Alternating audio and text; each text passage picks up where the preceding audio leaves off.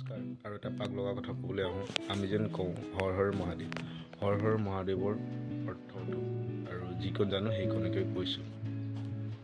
হৰ মানে হৰণ কৰা বা অতকাই নিয়া আৰু আমি প্ৰভুক হৰ হৰ মহাদেৱ বুলি কৈ সম্বোধনা কৰোঁ আৰু প্ৰাৰ্থনাও জনাওঁ।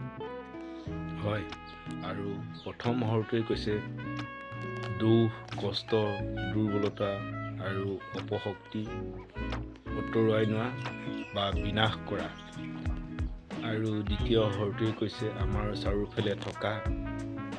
দ্বিতীয়তে মহাদেৱৰ আন এটা নাম হৰ বা হৰ বুলি কোৱা হয়, কাৰণ তেওঁ এই জগতৰ পৰা অপশক্তি নাইকিয়া বা আঁতৰাই লৈছিল আৰু ভক্তসকলৰ মনৰ অন্ধকাৰ আৰু অজ্ঞানতা দূৰ কৰিছিল।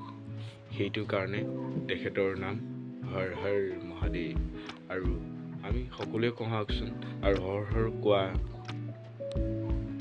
হৰ ক'লে আমাৰ মনত কেনেকুৱা ভাৱ আহে কওকচোন বাৰু আপুনি মন্দিৰলৈ গৈ।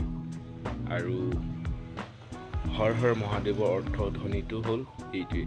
আৰু প্ৰভুৰ কিমানটা নাম আছে কমেণ্টত জনাবচোন আপোনালোকে, আৰু জনাব পাৰিলে মোক ক'ব, মই ক'ম আপোনালোকে কোৱাটো হয়নে মোৰ কোৱাটো হয় কমেণ্টত।